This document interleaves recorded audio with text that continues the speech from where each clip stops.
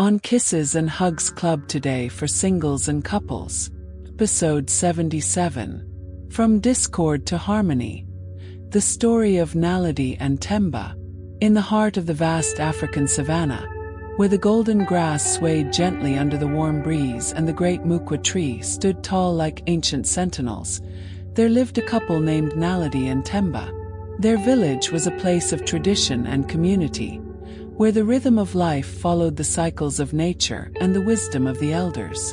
Naledi was known throughout the village for her grace and strength. She moved with the agility of a gazelle and possessed a beauty that rivaled the first light of dawn. Temba, her husband, was a respected hunter, strong and brave, whose skills provided sustenance and security for their people. Their union had been blessed by the elders and celebrated with much joy and festivity.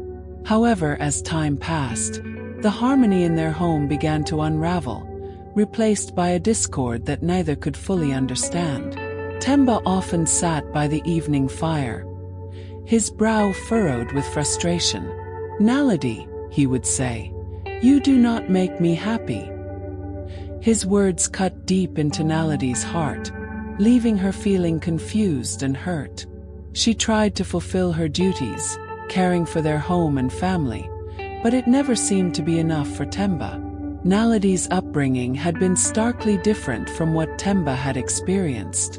Her mother, a woman of great resilience, had shouldered many burdens and never showed much affection towards her husband. Naledi grew up learning to be strong and self-reliant, traits that had served her well in many ways but had left her ill-prepared for the kind of emotional nurturing Temba desired. In contrast, Temba had been raised in a household where love and affection flowed freely.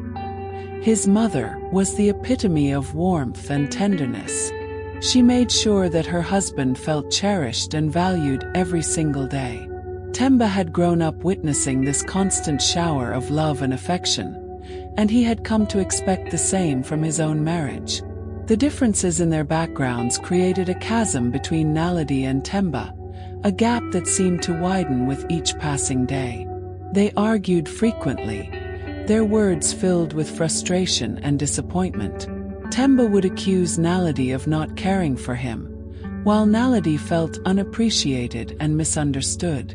Their once joyous home was now overshadowed by a cloud of unhappiness. One day, as the sun dipped below the horizon, casting a golden hue over the savannah, the village elder, simply known as Uncle, noticed the growing rift between Naledi and Temba. Uncle was a man of great wisdom, whose eyes had seen many seasons and whose heart held the stories of countless generations. He called the couple to his hut and sat them down to talk. "My children," he began, his voice gentle yet firm, "I see the pain in your eyes and the sorrow in your hearts. But love, like the great baobab, needs strong roots to withstand the storms. Let me share with you a story that has been passed down through the ages." Naledi and Temba listened intently as Uncle told the tale of the warrior and the maiden. "In the days of old," he began, "there was a great warrior and a gentle maiden. The warrior was mighty and commanded respect, but he was often troubled because he felt the maiden did not make him happy. The maiden, graceful and swift, had never seen her mother make her father happy and did not know how to do so. The warrior's mother, however, was known for her tender care and made the warrior's father feel cherished. This difference in their upbringing caused misunderstandings between the warrior and the maiden, but they loved each other deeply and wanted to bridge this gap. So they sought the wisdom of their pastor, who had seen many seasons and understood the ways of the world. The healer told them, "To find happiness, you must learn from each other and respect each other's ways. Warrior, you must understand the maiden's strength and independence, for it is her way of showing love.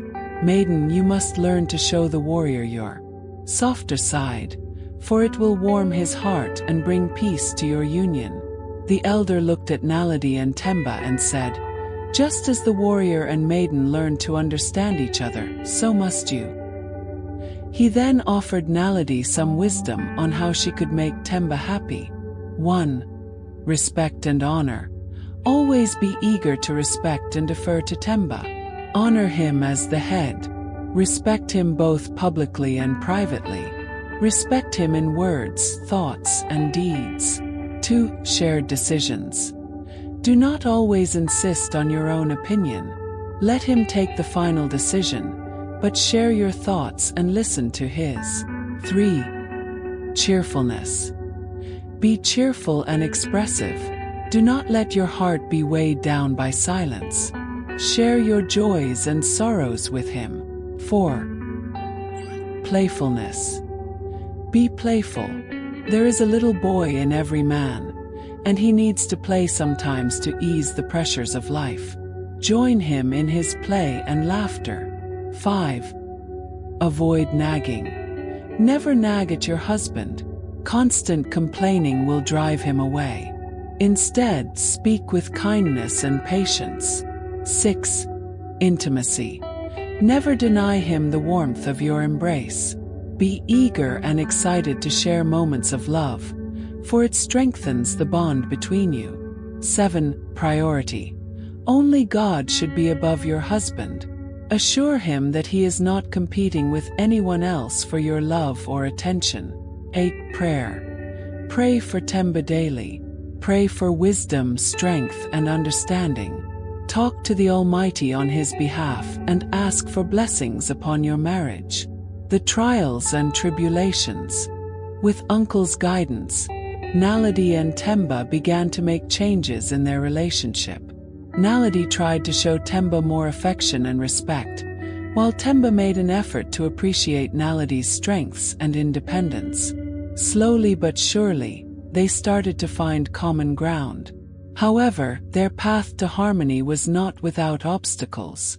One day, tragedy struck the village. A severe drought took hold of the savannah, causing the rivers to dry up and the crops to wither. The once lush and fertile land turned barren, and the villagers struggled to find enough food and water to survive. Temba, along with other hunters, ventured further and further from the village in search of game. The long and arduous hunts took a toll on him, and he returned home each night exhausted and despondent. Naledi, on the other hand, worked tirelessly to find ways to sustain their family, drawing upon the strength she had learned from her mother. Despite their efforts to support each other, the stress of the drought began to wear on their relationship. Temba's frustration grew as the days passed without success in the hunts, and he started to take out his anger on Naledi.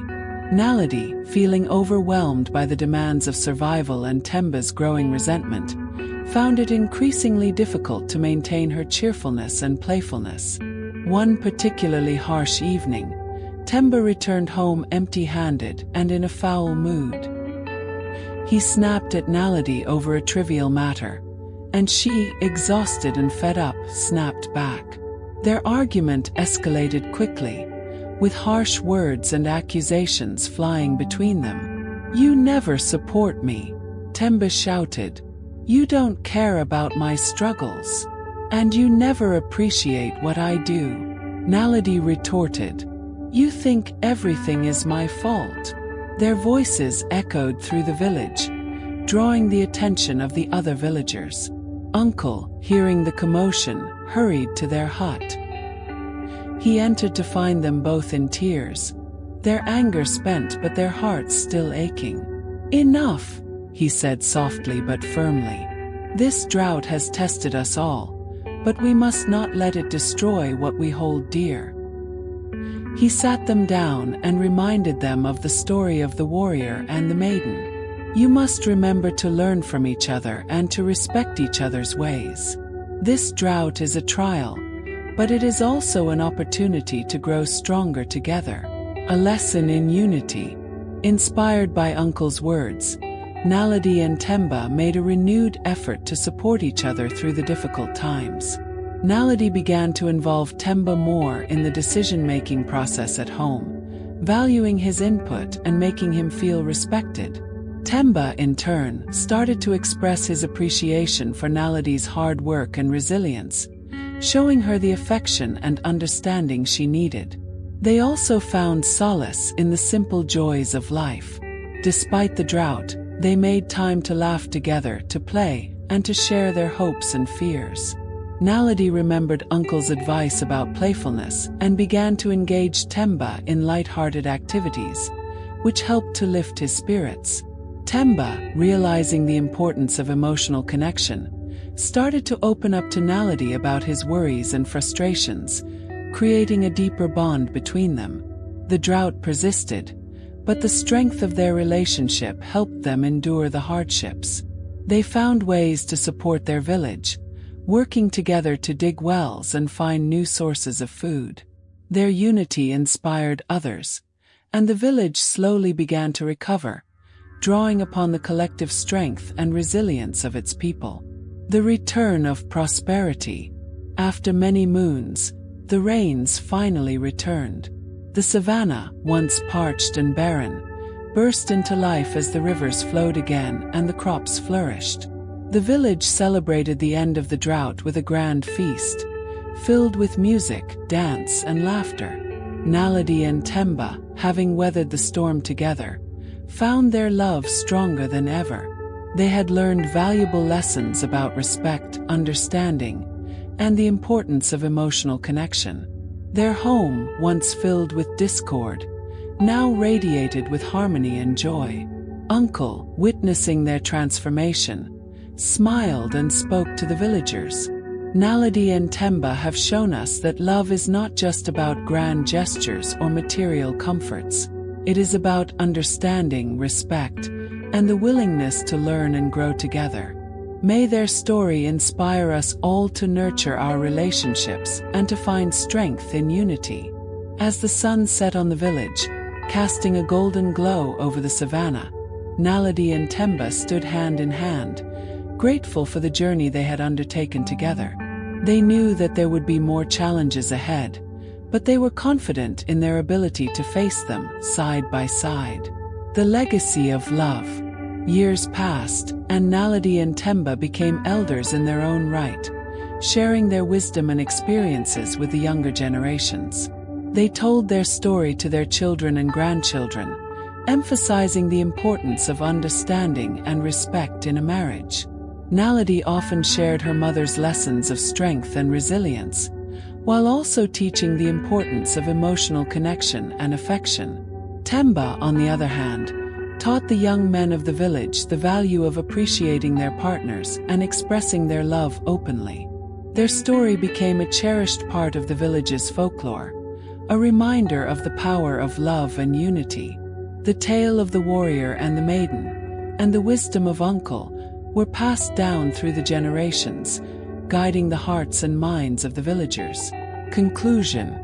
The story of Naledi and Temba teaches us that every relationship has its challenges, but with understanding, respect, and a willingness to grow together, love can endure and thrive. Just as the warrior and the maiden learn to appreciate each other's strengths and differences, so must we strive to understand and support our partners. May this tale from the heart of the savannah inspire us all to nurture our relationships and to find strength in unity, no matter the trials we face.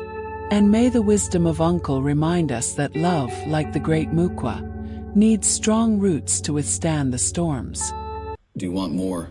Read the full blog by clicking on the link in bio or description to navigate to the devotionals, or go to www.khcpartners.org. Watch full video on youtube.com/@PastorDunamis. For one-on-one therapy, counseling, or an intervention in your marriage or relationship, go to bit.ly/therapy needed. To get courses for singles and couples, go to bit.ly/course. To partner with us, go to www.khcpartners.org/give.